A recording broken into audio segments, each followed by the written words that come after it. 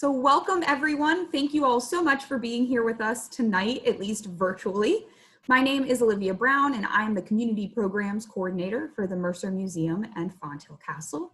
And I'm very delighted to have you all joining us for tonight's virtual lecture, Exploring the Archives, African American History in Bucks County. So first, we will start just by familiarizing all of you with our Zoom platform. Some of you may be new to joining on Zoom with us.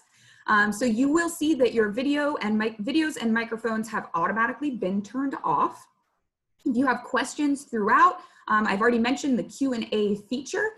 So you should see that on your Zoom toolbar. If you are on a computer or a phone, your toolbar should be at the bottom of your screen. And if you're on a tablet, it's usually located at the top. You will see Q&A there, and you can ask your questions throughout the talk tonight, and we will address them at the end in a Q&A portion with tonight's speaker. So feel free, as we're going through the talk, to put your questions there so you don't forget them, and we'll go over all of those at the end.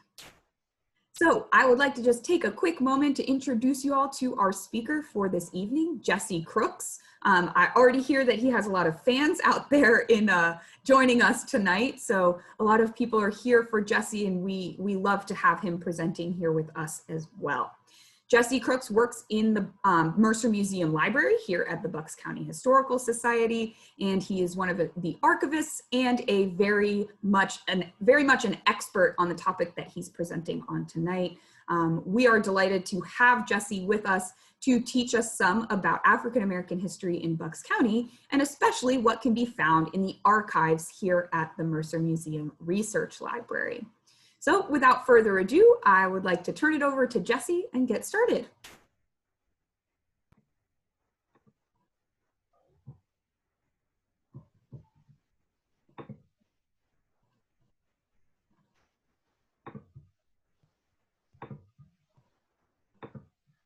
Olivia, could you enable screen sharing, please? Oh, my apologies.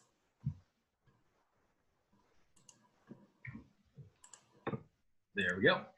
I want to thank everyone for joining us today. I'm always thrilled to talk about two of my favorite subjects, which are both the archives here at the You should be good to go, Jesse. Mercer Museum and the African American history of Bucks County specifically. Really, I feel like the museum, as much as everyone loves the museum in the Fonthill, the archive is a kind of a hidden gem that a lot of people don't realize exists, even though we are technically the oldest part of the organization. We've been collecting materials since the 1880s, before the museum was built, before Fonthill was built. And every once in a while you come across a document in the collection that has a handwritten note from the 1890s saying that this document was committed to the Bucks County Historical Society for safekeeping. So it's we really have a lot of really interesting material here, and it's really kind of a hidden gem of the organization. So to talk a little bit about the museum and the library and the archive for folks that might not be super familiar. So we do have a research library that's open to the public every week, Tuesday through Saturday. We've been collecting material since the 1880s, so we have not only a lot of really interesting stuff, but we also have a lot of research materials and publications from past historians who've been involved with the Historical Society for generations. And our collection focuses on Bucks County specifically, as well as the Greater Delaware Valley, life and work in pre-industrial America, and the life and work of Henry Mercer. Our holdings include over 20,000 books, periodicals, and pamphlets, 2,500 feet of county archives, over 800 manuscript collections, and more than 12,000 images and other resources. And the best part is that if you're a member of the Historical Society, you get to come for free whenever you want. If you are interested in doing research here and you're a member, as long as you set up an appointment, you can come anytime we're open and enjoy the archive for free. And we also have offsite research services for anyone who might be joining us from a more remote area or might not be able to get here, during the week or what have you. We can provide offsite research, and we also do digital reproduction services. So if you have a publication about some historical topic and you want images for it, or if you just, there's an image in our collection that you really want to have printed and put on your office wall or something, we do that as well. We have a lot of different stuff in our archive, but just to give you a little bit of a taste, we're the repository for most of the early county records dating back to 1684, which is the founding of the county, so the oldest surviving county documents. Most of them are here. We also have manuscript collections, which include all kinds of stuff, but just as a few examples, we've got family papers, diaries, account books, deeds, some of which are unrecorded, so you'd never know about them unless you came here and found them, property surveys that show, drawn out tracts of properties, which is really great if you're trying to do, research about historical properties, a great map collection, which you'll see some examples of, and a lot of photographs and postcards, which are amazing. I've got one of those over here on the right. This is a photograph from our collection. Don't have a lot of context on it, but he is identified as a former slave named John Stewart, probably taken, I'm going to say circa 1900. We also have a lot of published works, so we've got newspapers going way back, a lot of rare books. Our oldest book that's a printed book in a collection actually is from 1498, I believe. So it doesn't really have much to do with the rest of our collection, but we've got some real gems in there that you wouldn't expect us to have. So I'm going to go into a lot of detail about some of the really early records and especially colonial stuff, which is really where I do a lot of my research. But I don't want to overlook the fact that if you're trying to do research about African Americans in, let's say post-Civil War, we have a lot of resources that are good for any topic that would also apply to researching the African American experience. So, for example, we've got these wonderful clippings files from the Bucks County Intelligencer, which was the newspaper of record for Bucks County for generations. And these are filing cabinets where we have newspaper clippings that are sorted by name. So if you're looking up a specific person, you can find them by topic. Right here, I have an example of a couple folders about the U.S. colored troops who fought in the Civil War. And then we also have a whole set where it's divided by location. So for example, I use that a lot when I'm doing research about certain Black communities in different parts of the county. So if I want to learn about the community around the A&E Church on Buckingham Mountain, where there was a lot of Underground Railroad activity, I can go to Buckingham and start looking through there and seeing if I can find anything. We've also got these great photographic collections. This is just an example. This is one of my favorite photos in the collection. It's actually a stereo photograph. It was designed so you can put it in a special viewer that you put in front of your face, and it actually creates a three-dimensional image. This is from the Brashears family, Laura and Frank Brashears, who lived in Doylestown. And his dad actually is, as far as I know, the only African-American who has a house date plaque named after him on Church Street. I love this photograph. A photograph with someone holding a camera is always good. And then if we go a little farther in the future, this is 1906, we have things like high school yearbooks where, this is from the Doylestown High School yearbook from 1925. It has their daughters, Julia and Louise, and some great little anecdotes about them. My favorite about Julia here is that it talks about how great a writer she is, and then notes that Julia is excellent in French too. She can even write her funny stories in perfect French. So, in the later period, late 1800s, early 1900s to the present, there are a lot of resources that I won't be really talking about that we do have. So I'm going to be talking a lot about, the colonial era, but I didn't want to overlook the fact that we've got all this other great stuff. So on to the more focused part of the talk here. It is, as you can imagine, a very challenging topic, trying to study the African American experience, especially in the colonial period, when the majority of African Americans were enslaved, when those that were not enslaved, and there always were some free African Americans, weren't necessarily that many of them, but there have been free Black people in Bucks County as long as there have been Europeans in Bucks County.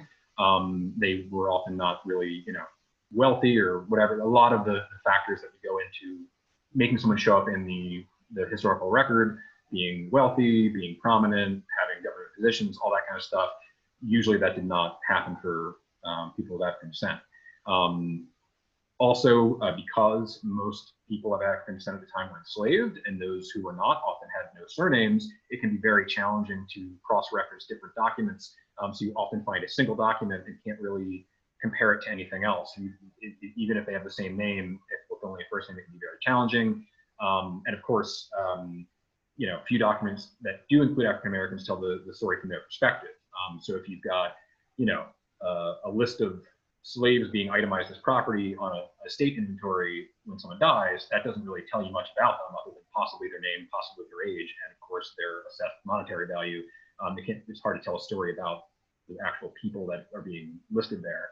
And in general, the historical record overrepresents wealthy white men of high social standing at the expense of pretty much everyone else.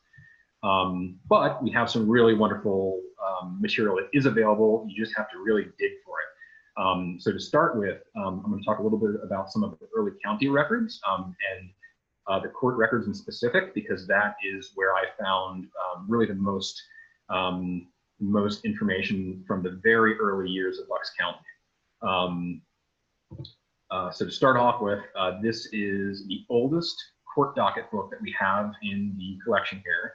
This dates back all the way to 1684 with the founding of the county. So the first recorded courts that were held in Bucks County,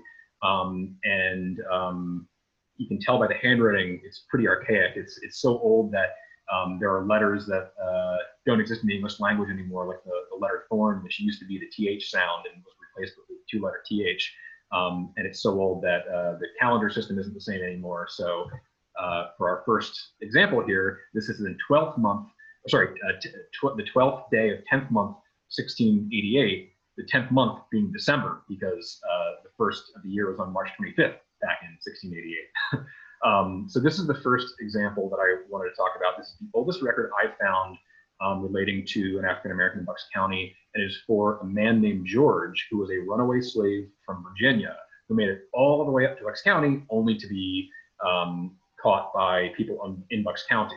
As I said, it was in December that this court case is happening, so you can imagine the instances leading up to the case occurring in the fall as things are getting colder. Food might be a little harder to rustle up if you're on the lam. And he ended up getting arrested because he stole some turkeys, was accused of stealing some peas, which he denied, and stole some basic implements, including an axe, a skillet, and then some clothing, which, in a 1680s Pennsylvania winter, you'd probably want a little bit more clothing than you had in the summer in Virginia.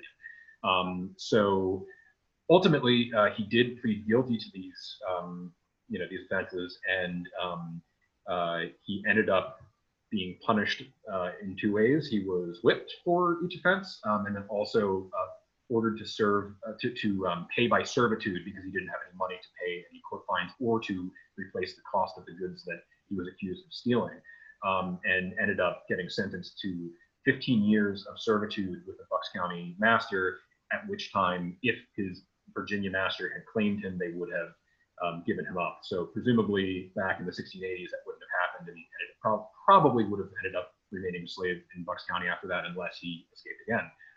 But this is the only record I have found of him, so anything after this is kind of speculation.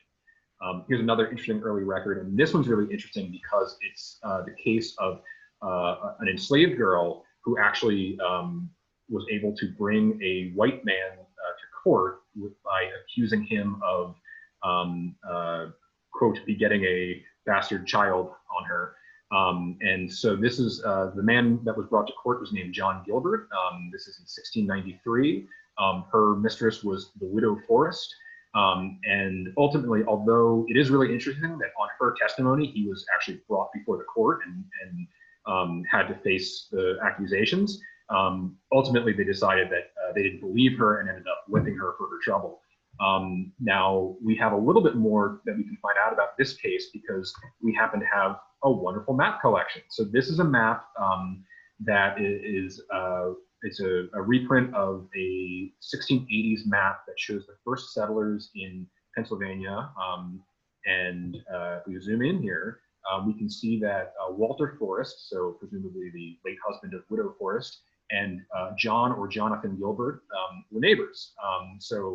It doesn't really tell you that much about the specifics of the circumstances, but does shed a little bit of light on the accusations by the enslaved girl that her neighbor had impregnated her. And this is for reference. You can see that the Kessing Creek and the Chamonix Creek, this is the far southwest corner of Bucks County, so you know where this girl lived. Here's another interesting one. So this is a case in which a white woman named Sarah Cooper and an enslaved man named Auger were both brought to court for fornication and bastardy. So this is interesting because it's actually before there was an anti-miscegenation law in Pennsylvania, which was not passed until 1725. So that in and of itself was not illegal. The problem was that fornication and bastardy are always illegal for white people as well.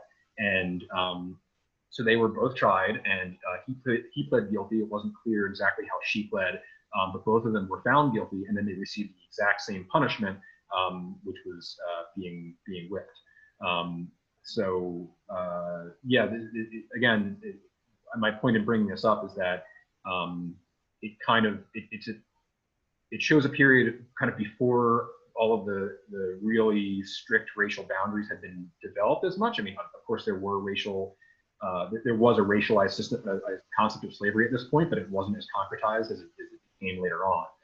And you can see that there are actually a few other cases along the same lines. In another one from 1717 that we have court records of, a white woman and a black man actually got married and eloped, and then the two men that helped them get married got brought to court and were convicted and sentenced to wear an armband with the letter T, meaning thief, on their arm for a certain period of time. So presumably they stole the labor of the two people they helped get married. So perhaps she was indentured servant and he presumably was a slave. Moving on a little bit, so it's hard to find records of free African Americans, in the very early period. Here's a really early one. This is from 1739. It's a petition from a free black man named Trial, who also brought a white man to court. In this case, he accused Joseph Hibbs of stealing basically all of his possessions.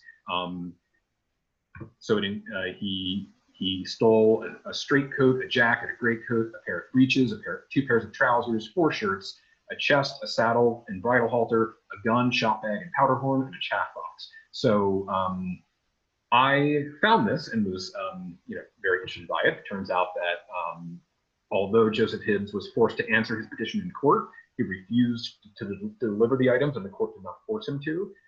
But I was pretty intrigued as to what the circumstances were leading up to this, and also why Trial did not get his stuff back, why the court didn't find in his favor. With further digging, I found records about Trial's manumission. So manumission is the legal act of freeing a slave. It can refer to both the act as well as a legal document demonstrating it, it's kind of like a deed showing that the transaction occurred. So in this case, we have a court record showing the executors of his former mistress, who was named Hannah English from Byberry, which is just across the county line in what's now Philadelphia, who had to go to court to post a bond for 30 pounds, which was required by Pennsylvania state law, provincial law at that time. Anytime someone freed a slave, it was kind of a disincentive to people freeing slaves, with the thought behind the legislation being that if there were a bunch of free slaves, they wouldn't be able to support themselves, and they'd end up being a burden on the municipality, who had to pay for their poor relief through the overseers of the poor. So people that manumitted a slave would have to, ensure that they would pay 30 pounds if that former slave ever had to receive poor relief, and that's what happened here. And in reviewing this, which was 2 years earlier in 1737, it turns out that Joseph Hibbs, who stole all that stuff from Trial, was actually one of the executors of Hannah English, and I believe he was her son. So you can kind of tease it out a little bit and think that probably what happened is that they weren't so happy about the fact that their mother had freed Trial, and they definitely didn't want him to take his possessions, which were not specifically itemized in her will. She didn't specify in her will that he was allowed to take the stuff that was in his possession in her household. So they wanted him to leave with 0 possessions, and they stole everything back. So that's a little bit speculative, but between the 2 documents that we have, that's kind of my best guess. Here's another example of an enslaved person bringing a relatively wealthy white landowner to court. So this one is from a man named Highgate, who was an enslaved man who had a child with a white woman, and this is before the anti-miscegenation law was passed, and so he would have been born free. Typically in English law and other European legal systems, the status of the child following the mother, so that if a white woman had a child with a black man, the child would be born free, and if a black woman had a child with a white man, the child would be born enslaved. In Pennsylvania, they actually, as part of that anti-miscegenation law, they made it so regardless of the status of the mother, the child would be a slave until the age of 31. But this is before that. So he was born free, and his mother actually indentured him out as an indentured servant, as a poor white family would have done, or a white woman without a husband to help maintain her financially would have done at the time. And as part of the conditions, he was to be free at the age of 22, and he was to be taught to read and write. Unfortunately, that did not happen. And so what happened is Highgate, his father, went to court on his son's behalf and petitioned because his new master, Samuel Eastburn, who was, I think, his third master, was denying the terms of the service, trying to extend his indenture, and also hadn't taught him to read. Now, unfortunately, the court rejected it, and he did not get his son freed from bondage. But it is a really interesting case, and to make it even more interesting, his white mistress had actually given him permission to travel, and in writing here says that she's covering his travel expenses and his court costs. Pretty interesting that in the Bucks County legal system, an enslaved man was able to go to court on behalf of his indentured servant son and try to get redress, even if it wasn't successful. He did at least get Samuel Eastburn to go to court. What ended up happening is James Dean, the son, ended up running away. And if you do the math on the legal documents, it turns out he ran away after he should have been free. So he knew that he should have been free at the age of 22, and he took off. But Samuel Eastburn hunted him down on horseback. So he actually itemizes his expenses here to hunt him down, and says that he spent 5 days hunting for him, and also hired 2 men all night, one night, to go after him. So then he went back, this is 1742, he went back to court and actually got the court to extend James Dean's indenture to compensate him for his expenses and the lost time. Of course, it's totally disproportionate. So the court adds 30 days for lost time and 42 days for Eastburn's expenses to hunt him down, but he was only gone for 8.5 days. So kind of interesting how that math worked out. So moving on, the records get a little more plentiful towards the end of the 1700s, especially as slavery starts to wind down. So in Pennsylvania, unlike the Civil War in the South, there was no immediate emancipation. What happened in Pennsylvania was that the kind of tide, the cultural tide, turned against slavery, and people started being more interested in manumitting their slaves, no longer owning slaves, and eventually the state passed a gradual abolition law in 1780. And that didn't actually free any slaves, but what it did do is make it so that slaves that were already born would be slaves for life, and their children would be term slaves, quote, indentured servants, but essentially term slaves until the age of 28. And as part of that, every county was required to register every master who wanted to retain their quote property rights was required to register their slaves. And Bucks County is one of the few that actually survived in the state of Pennsylvania. Just to take a brief detour here, we do have a little bit of documentation about the conditions under slavery, and this is something from our photographic collection. These are the slave quarters at Groudon Mansion. The Groudons were one of the wealthiest families around, incredibly wealthy, thousands of acres, held high positions in the courts. And we have 2 photos here that are labeled as both being slave quarters. I believe actually only one wing of the building here was actually a slave quarter, but they had a very large mansion in Trevose. Part of it, most of it still survives, and they were a very prominent family at the time. But back to the documents here. So this is just one example of the kind of information we have here. It's pretty interesting because it's the first kind of overall glance of most of the African-American population in terms of being able to have some demographic information, know how many people there even were. Obviously, there were some free people at the time that doesn't include, but it does include the majority of the population of African descent in Bucks County at the time.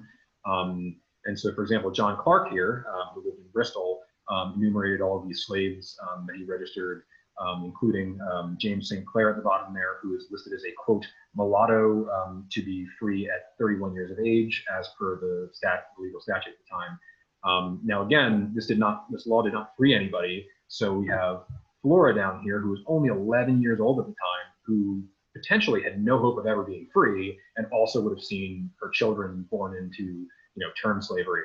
And in fact, that happened.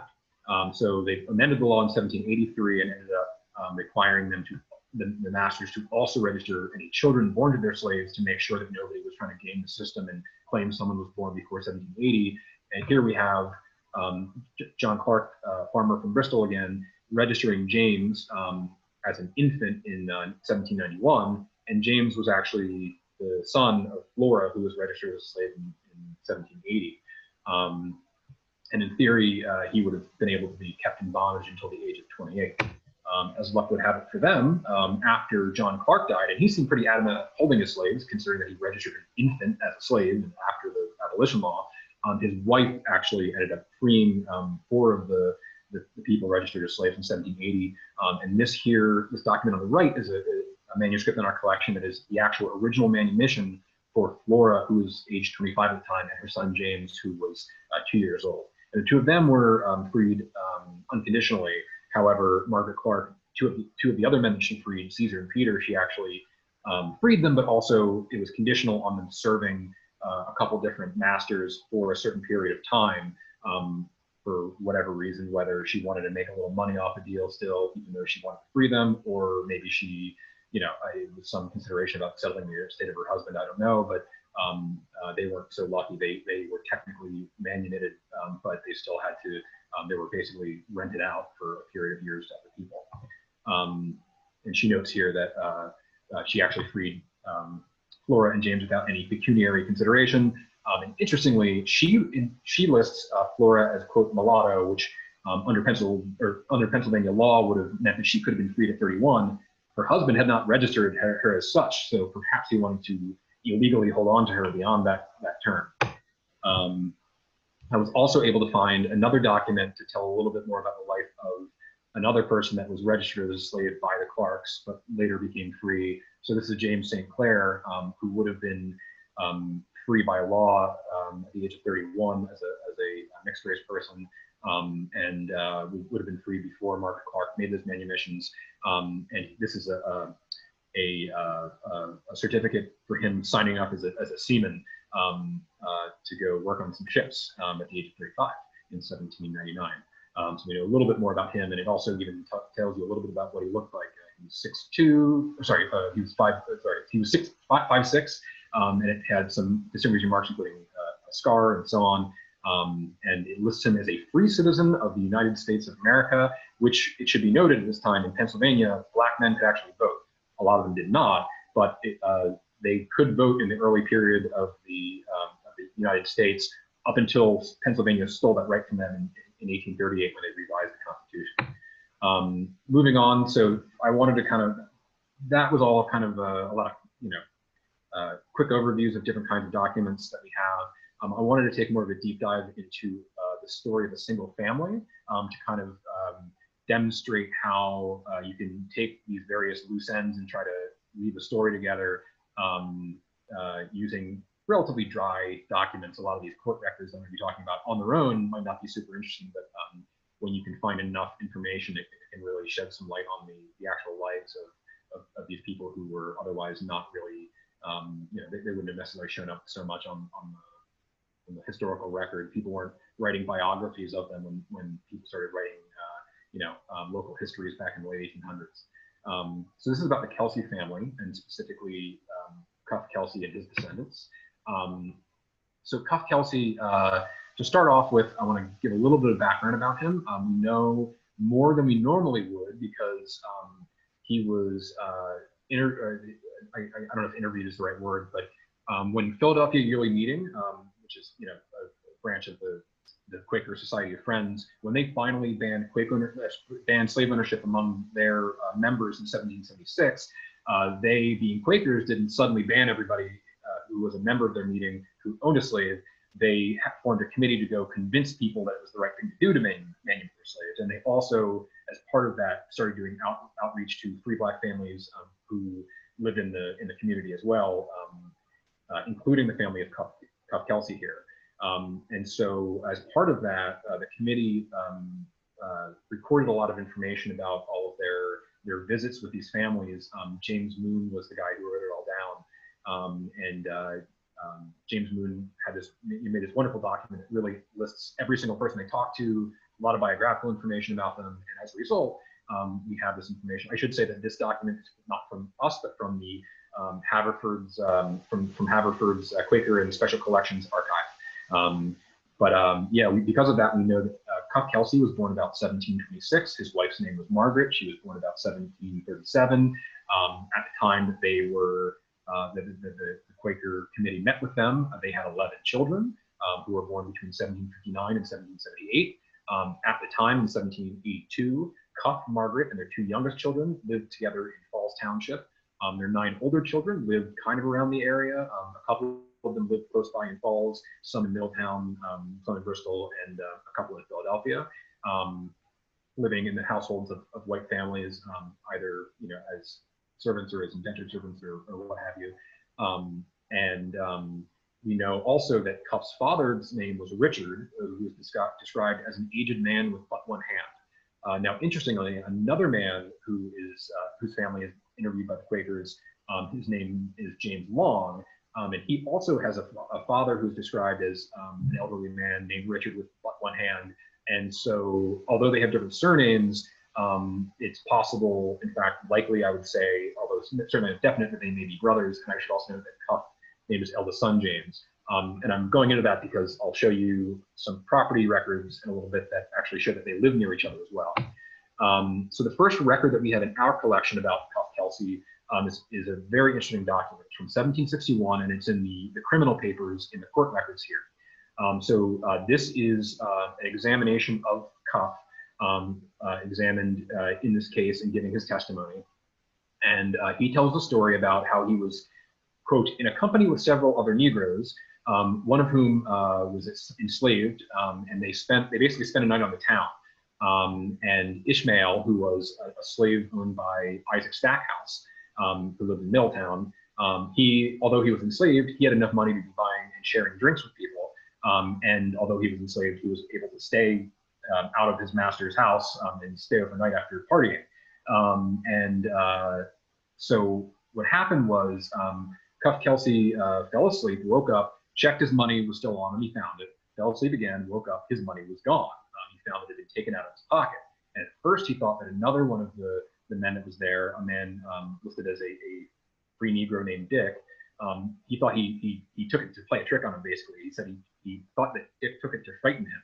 So he went and tried to track him down. Turned out that it wasn't him, so he went back to the group, and then he suspected that it was Ishmael. And this all occurred at the, quote, the house of Samuel Davis, based on the context and the fact that Ishmael talks about buying liquor from him. I assume it means public house as in tavern, but I'm not totally sure. And because of some of the other context I won't go into, I think this occurred in Bristol. So they were kind of had a night on the town in Bristol.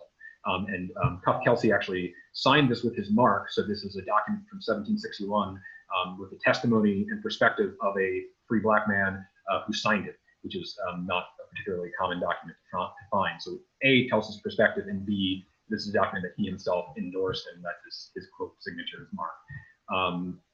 So Ishmael's counter testimony, again, this is a slave who was given the opportunity to testify on his own behalf in a legal proceeding. He says that he denies having stolen the money, and his version of the events is that they were all hanging out at Samuel Davis's. He treated Cuff to part of a gill of rum, which is I believe it's a quarter of a pint, and then he ordered 2 more quarter pints of rum, which they all enjoyed, and then he paid for it, and that was it. He denies having stolen the money, but based on the amount of alcohol they consumed, I did the math. I believe it was about 12 ounces of liquor between about at least the 2 of them, maybe about 4 people. So they probably got a little drunk. And here we have his mark. So this is an enslaved person endorsing their legal testimony, which is pretty interesting. It's not something you find every day. And in other legal systems, slaves were not allowed to testify in court and so on. So it is pretty interesting that in Bucks County, this was all taking place. So I didn't really find a resolution to that case, but we do have another really interesting case, another case in which Cuff brought legal action against someone. So this was in 1762, and in this case, he was bringing a white man to court. So this is the document on the right here is the narrative in the case that tells Cuff's version of events. And according to him, he had a lease for 5 acres of land in Bristol, 5 acres of pasture land. And so the common practice at the time was that if 2 neighbors shared a fence, both were equally obliged to maintain that fence. And he says that his neighbor, Robert Smith, did not maintain his half of the bargain there and let his half of the fence fall into disrepair. And between 1760 and 1762, as a result of this, a lot of Cuff suffered a lot of damages as a result. So this includes Smith's livestock getting through the fence, grazing on Cuff's pasture, eating a stack of oats. One of his Smith's stallions broke through the fence and killed one of Cuff's mares. Cuff's ewe and lamb escaped through the broken fence. And then finally, what capped it off, and maybe it would have been the thing that led to this legal action, is that in March 1762, Cuff brought his dog, two ewes, and a lamb to Newtown, and I'm guessing to market to sell or something like that. He claims that Smith, quote, did wound and kill by gun and clubs, the dog and the sheep. So for some reason, this guy killed his dog and his sheep, which is, doesn't sound like a very pleasant guy to me. And so he was actually able to, again, bring a white man to court for this. And here we have the summons issued by the court to bring Smith before the court to answer Kelsey's charges. I didn't find a resolution per se, but I've highlighted on the bottom left there that the damages listed were 50 pounds, which is what Cuff had requested in the narrative. And usually when you see this on one of these summons, it indicates that's the amount that was found against the person. So usually you see the damages and in court expenses if they were found to owe court expenses listed in that area. So it seems like Robert Smith was found guilty of this and had to pay Cuff 50 pounds for the damages that he had incurred. Moving along, we have the next really amazing document that we have is this survey done by Moses Moon, who was actually the son of James Moon, who was the part of that Quaker committee that was going around trying to convince Quakers to manumit their slaves. He was a surveyor who lived I think their house was just across the Milltown border from Falls. And if you're from Bucks County, you probably are familiar with Woodburn Road. That's named after the Moon family's estate called Woodburn. So it was in that vicinity. So Moses Moon did this survey. This is it all laid out. It's pretty big. It's pretty hard to read. But if we take a closer look at this, then the whole survey, I should say the survey dates to about 1812, but it shows surveys done in previous years. So it goes back to at least the 1780s in terms of the drawings that are represented here. You see this little section of land here that's 5 acres large that is actually listed as, quote, Cuff's. It doesn't give a last name, but it lists Cuff's land that's 5 acres. And this would be Cuff Kelsey. And I cross-referenced this with tax records from the 1780s that indicate that he was, at this time, he had moved from Bristol to Falls and was being taxed for 5 acres of land in Falls Township. So we can be sure that this is Cuff Kelsey's land. Sorry, let me move my little window here so I can make sure I talk about everything. So I've highlighted two properties here. So the first is Cuff's, which I already mentioned, and the other one is a land that was surveyed for Negro James in 1785, which I also confirmed is James Long, who I mentioned before, who may be Cuff's brother. And it's pretty hard to tell from looking at this document. But well, first let me say, so this is the last record for him. The second to last record for him. The last record is, we actually even have in the collection here, the coroner's report that was issued when he died. So Cuff Kelsey, we know, died shortly before January 8th, 1795. They would hold a coroner's inquest anytime there was kind of a relatively suspicious death, or it seemed like a death might have some sort of natural causes explanation. It turned out that after they viewed the body and interviewed witnesses, they determined that, quote, after examining the evidence and viewing the body, it is our unanimous opinion that the said deceased Cuffy Kelso died an uncommonly but a natural death. So he died very quickly, and so people were a little sure about what happened, and they had to call an inquest, but he died, basically died a peaceful death. And that was that. Actually, I might have. You know what? Okay, I got the order a little confused here, so we'll move on from here. So following Kelsey, we can also trace his family a little bit. So we know he had 11 children. 2 of them are really the ones that we have most of the records for. One of them is named Robert Kelsey, and the other one is named Isaac Kelsey. Both of them stayed in the general area, in the general vicinity of Falls. Robert Kelsey, we have a number of interesting records of. He bought a number of properties. He bought property in Middletown, in Falls, in what's now Morrisville, in the village of Fallsington. And here is a map showing the neighborhood in Langhorne known as Washington Village, which some of you may be familiar with. It is a historically largely African-American community dating back to the late 1700s. And Robert Kelsey was one of the first people to purchase property there. So this sketch here is actually a drawing that was done to kind of advertise the lots for sale when the plan was drawn up in 1783. And sometime by 1806, Robert Kelsey had bought the 2 lots on the corner there, and I'm showing in red the modern street, so you can kind of have an idea. That's Pine Street, which is 413 as it cuts through Langhorne, and that corner there is where the Baptist Church now is, which is pretty interesting. That's where the African American Museum of Bucks County has been more or less headquartered, although they now are planning to move into their own space at some point in the coming couple of years. This, as I mentioned, was one of the early free Black communities in Bucks County. It became a largely Black neighborhood. And this just shows a bunch of the other early Black residents at the time, including the AME Church, which was founded in 1817 and is on the bottom corner there. And I won't go into it in too much detail, but just to show you a bunch of other contiguous properties that were all under Black ownership in an early time period. And then we have some other records as to what happened to Robert and Isaac's property in Falls Township. This is actually a mechanic's lien for a house that was built on one of those properties. So this is a record relating to Cuff Kelsey's granddaughter, Hannah, who was his son Isaac's daughter. And she ended up owning one of the properties that had been in her family's possession in Falls and built a house on it. And this is a great document. A mechanic's lien is basically a document where someone in the construction trades would take a lien out on the property they helped build to ensure that they got paid if the person, ended up losing the property or going in debt or whatever. They would get paid first because they had output all this money to pay for materials to build their house. And so this is from a man named Malin Williamson, who built Hannah Kelsey's house. He spent about $55.87 on it. It was a 2-story house that is about 16 by 20 feet in size. And on a separate record, which is from a deed, we know it was a log house. And we know that it was in Falls Township, and her neighbors were Mary Martin and Alexander Lynn. And we can actually find that. I've shown this awesome map that we have in our collection with one of our librarians for scale here. This is Raina, who works in the library, a giant wall map from 1858.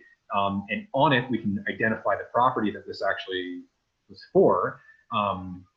So it shows a few houses there. They're not identified, but that's the general vicinity where properties that were owned by Cuff's sons, Robert and Isaac, as well as Isaac's daughters, Sarah and Hannah, were located. And to go back to that survey, so this is the survey that Moses Moon did, and it's pretty hard to read. It's pretty well to scale, but it's not like he was working with a GIS mapping system back then, so it's not totally to scale, although the measurements are listed. But here in blue, I've highlighted Cuff Kelsey's 5 acres of pasture land and James Long's lot of land where he lived, as well as the major roads there. And then we can see in another map, this is that wall map that we have again. It shows the village of Fallsington and its roads.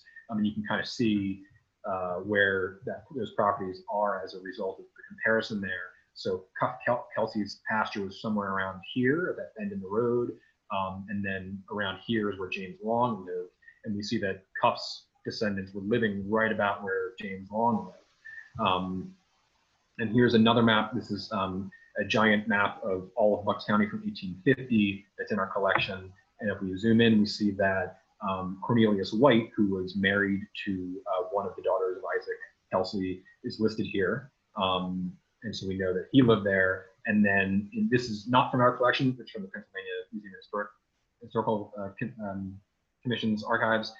But we have another map showing the same area. And in that, we see both the husband of Hannah Kelsey, Isaac's daughter, and Cornelius White, Sarah's, the husband of Sarah Kelsey, and also a W. Matlock, which I think is an error. I think it's M. Matlock from Malin Matlock, who shows up next to them on the census, which is another African-American family. And actually in 1850, a little side note, one of the few people who survived long enough until they started recording place of birth on the US Census in 1850 that was born in Africa lived there. So there's a woman named Sinathy Balsey, I'm not sure of the pronunciation on that, but she was 69 years old in 1850 and gives her place of birth as Africa and lived with Malin Matlock and was enumerated right next to Cornelius White and family. So probably that was Malin Matlock, not a W. Matlock. And this is from 1860. And this is a map showing where that falls in on modern day maps. You can tell it's been kind of obliterated by suburban development. You know, the area where James Long and Robert, Isaac, Sarah, and Hannah Kelsey all lived is kind of strip mallish. And the area where Cuff Kelsey's pasture land was is now subdivided into developments. But such is the case with much of lower Bucks County. The final record I wanted to talk about with that family is about Cornelius White, again, the husband of Cuff Kelsey's granddaughter. So he ended up living until 1876 and was ill towards the end of his life, and actually was sent to the Bucks County Hospital, which was at the Almshouse, but it was a free hospital for people who could not afford to pay for a hospital, although there were some people that paid for its services. But here we have him in the Bucks County Hospital death and discharge docket from 1870 to 1889, showing that on May 28th, he passed away at the Bucks County Hospital. It says that he was from Falls Township, Bucks County, and he talks about his medical condition and said that his body was taken away, which is interesting because interesting to note. The reason they had to say that is because although there is a burial ground at the almshouse, they started sending unclaimed bodies to the anatomical board for doctors to dissect them towards the end of the 1800s. So we know that he was taken away and buried properly somewhere, but not everyone at the Bucks County Hospital ended up in that under those circumstances. So yeah, I just wanted to put that in there to kind of tie it together and kind of show the arc of it. We followed 150 years of Cuff Kelsey's family with these documents. All of them on their own are kind of sparse. They don't really tell a whole lot. I've included some information about tax records that I've shown here, but you can get this piecemeal information here and there. But once you pile it all together, you can kind of get a view of the life of Cuff Kelsey in either the first or second generation of freedom, probably, how he came to secure his financial independence, how he advocated for himself in court and was able to set up circumstances such that his family ended up succeeding as well. At least two of his sons were purchasing property. Robert purchased a fair amount of property in Bucks County and passed on the intergenerational wealth to at least the grandchildren through the properties that they passed on. But yeah, that brings us to about 45 minutes. So I will end it there and just give another plug for the archive. Again, we are open to the public because of health concerns right now. We're doing appointment only, but as long as you give a little bit of lead time, it's easy to get a slot. So on Tuesdays and Wednesdays, we're open from 1 to 5. Thursday through Saturday, we have 2 slots, a morning slot 10 to 1:30, evening or afternoon slot 1:30 to 5. And again, if you're a member of the Historical Society, it's free, which is great. You can spend as much time here as you want. And we've got a lot of knowledgeable staff who can help you navigate it if you don't have a lot of experience doing historical research, can help point you to records that might be of interest, or if you do a lot of research but just haven't used our archive, we can kind of help you with the nuances of our particular collection and how to use the funding aids and all that. And I've listed Annie's email address there. You can hit up if you want a slot. That's Annie Halliday, who is our, I'm sorry if I get her position wrong, but she's, I think she's the assistant collections manager for the library and archives, but she's the head of the library and archives, and she'd be happy to help you get a slot. And if you're interested in any of our remote research services or any of our digital reproduction services, you can also email us as well. And I've listed the email for the research services on the bottom. So I will open it up to questions. Thank you all for your time. Jesse, thank you so much. It's really fascinating to hear so many of these stories that probably wouldn't be told unless someone really took the time to piece those archives together. So it's wonderful to have you speak with us about, you know, what's in our own archives right here in Bucks County and what stories can we tell through them. So thank you so much for a wonderful talk. We have some questions coming in. So folks, as Jesse's answering questions, if things come up, please use the Q&A, and I will read out the questions to Jesse, and he can answer them to the best of his ability. First, just a comment saying that it's fascinating knitting together the information to create a picture of history. And I personally agree. I don't know if you want to comment on that, Jesse. Yeah, it's a lot of weaving together loose threads. So, I mean, I kind of touched on this a little bit. It is a very challenging topic. It's not like you can easily go into the library and find a book that's the history of African Americans in Bucks County that has all the information. A lot of the kind of canonical books about Bucks County history, you know, W.W.H. Davis's history, all that. If you find anything, it's some kind of cute anecdote that's probably racist and may or may not be accurate. And you really have to take everything with a grain of salt and double check their work. And a lot of the government records that I've been going through, a lot of them have been indexed, which is great. And if you are specifically doing African American, the research of African American history, there are some tricks, like you go to an index book and look immediately for the end section in case someone without a surname who was listed as Negro was classified that way in the index, which, although seemingly racist, is actually a useful research tool. And so there are things like that you can do, but a lot of them are not really well indexed, and you really have to go fishing for it. And once you find one person, you know, find a name, then you have to search the same index, you know, all the dozens of indexes again for that person that you really uncovered it, and try to piece together, you know, what you can find. So yeah, it can take a very long time and a lot of patience, but you know, there's always more to find out. So, you know. That's true. Always more to find out. A question that we have from one of our guests. What would have been the status of a person described as quote unquote Negro coolie in 1810? If you have information. I mean, that in 1810, a lot of African Americans would still not have surnames. So that could be a name. I believe that coolie is also a term for an occupation of some kind. I'm blanking, but you know, that alone wouldn't necessarily give a status. So you sometimes find enslaved people with surnames, and actually on the register of slaves, as you saw with James Sinclair, he was listed, he was registered as a slave with a surname, and you also find a lot of free people in the first generation's freedom without surnames. So that, you know, without further context, you might not be able to tell. And it was also even given for kind of an occupation in kind of the legal formulas for listing people in documents. It would say, you know, so-and-so of Wrightstown, a farmer, or so-and-so of Bristol, a weaver. It would say so-and-so of, you know, wherever, a Negro or a free Negro or a mulatto or something like that. And it doesn't necessarily indicate their legal status. It's just kind of, you know, terminology that was used as a descriptor. Right, right. So it's also about understanding the terminology that was used in these older archives that you're trying to find the information in, right?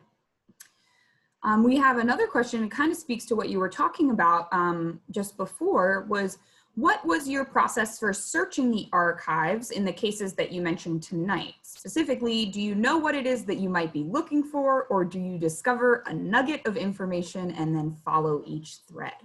Well, that's why you have to join the Mercer Museum and use your free membership to come here all the time. Because if you're coming here with an open mind and kind of looking for things and being curious what you might find, you come across things that you'd never find if you were directly searching for it. So it's really a mix. I mean, as I said, there's some kind of go-to resources. So a lot of the work was done, especially by Terry McNeely, our former librarian, who is absolutely amazing. We've got a lot of great indexes that he did. So for example, you know, he indexed all the criminal papers. So I was able to find, by going page by page through his index, looking for anyone who was African American, I was then able to go pull the documents, and that's how I found the information about Cuff Kelsey's being pickpocketed by Ishmael. And he also did an index of the Pennsylvania Gazette, which was a newspaper of record in the 1700s, showing, you know, every instance where it was, mostly it was enslaved people, but there was also, for example, a free black man who was, there's a notification that he received mail in Philadelphia. So it runs the gamut. So there's a lot of that where I know where the low-hanging fruit is, where if I'm looking in the criminal papers for this date range, I can find it. But then there are other instances where, you know, I find that something happened, and I know the date range, and then I have to go page by page through the court docket books for that date range and scan the pages and try to find, you know, any mention of the people. Other times you just get lucky. I mean, so the, you know, there's a lot of stuff that I found just because I was cataloging stuff, and as I came across it on some random page, I wrote it down, came back later as a researcher and looked into it further. Yeah, I mean, it's yeah, a lot of kind of you know, free form research and a lot of direct research. Do you have a memory or a favorite thing that you had, you know, wished you had found and then finally found it and were very excited about that? I know sometimes that happens. Yeah, the survey that shows Cuff Kelsey's property was awesome. It was cataloged referencing, I think it said, quote, there are two different surveys that I found that showed properties that free black people had around the same time period that I could be misconstruing it. But one of them, it did list a quote Negro farm in the finding aid, but it didn't have any specifics. In this particular one, that survey, as you can see in the fold-out version, was very large, and it was actually incorrectly separated into two separate folders because it was torn along the fold lines, and whoever cataloged it didn't realize they were the same map. So I had to lay it out all across the whole table and figure out how to piece it together, and then spent hours really trying to find where in Falls Township that was. It took a while, and it was very satisfying to do it. And that was kind of, you know, being able to find property that you know, not one but two free black people either owned or had control of in the 1780s is pretty remarkable. And there's one other instance of that I have found where it was a woman who she had manumitted her slaves under great duress from the Quakers, and ultimately did leave a section of property in Lower Makefield for them. And we have a survey that shows the 2 acres that they got. And again, you know, cross-referencing with other maps in our map collection, I was able to figure out where that was. So that was also really great. But yeah, there's a lot of really wonderful stuff. It's hard to pick one. Yeah, absolutely. I know it's exciting when you've been, you know, wishing you had something for a while, and then you finally find something that helps you tie stories together. So that's, yeah. I'll give you another one, which is kind of a teaser. I know I mentioned to you that I cut about half of this talk to make sure it fit time. One of the things I came across in my research for this, which I ultimately excluded for time, was the property that the museum is actually on was left to a former slave of Jeremiah Langhorne named Cujo. Jeremiah Langhorne freed his slaves in his will, most of them, not all of them. And as part of that, two areas in Doylestown were actually surveyed and laid out for two of his former slaves, Cujo and Joe. Cujo was given a lot in Doylestown. It includes actually the heart of downtown Doylestown, as well as where the museum stands now. And people have been wondering what happened to him for a long time, because they know that it was known that he gave a release to the property. He gave up his life rights to the property, but no one knew what happened to him. And I was able to determine that he ended up staying in Middletown, and also found his last name. So if you want to hear more about that, we'll have to have another talk. Don't worry, folks. I've already told Jesse he's welcome back anytime to give the part 2 to this talk. And so we can hear even more about the stories that you've uncovered. I know I will ask a question on behalf of a staff member who couldn't join tonight. but she was wondering if there were any historically Black-owned or Black-run newspapers in Bucks County that you may have encountered. Not to my knowledge. I think we have some sampling of an African-American newspaper here in the archive, but it's not from Bucks County. It might have been from Philadelphia. I don't recall exactly, but not to my knowledge in Bucks County. Gotcha. Well, I'll pass on the information. So I don't see any more questions coming up in our Q&A, but many people are thanking you for an interesting talk. Thank you, Jesse, for your tireless efforts to bring this information to light. I second those very much, and want to thank you, Jesse, for spending your time with us this evening and for sharing these stories. I will also thank all of you who joined us tonight. I hope that you join us in the future for more of our Zoom virtual lectures. I was happy to have hosted this program for us tonight. So as Jesse gave a wonderful plug for the membership at the Mercer Museum and Bucks County Historical Society, I will second that and say that we do have wonderful perks for our members, including discounted tickets to our programs and free admission to our library, as well as both sites at the Mercer Museum and Fonthill Castle. So if you are interested in a membership, I encourage you to join us because it's a wonderful benefit to your community, and you will get to visit us anytime you'd like.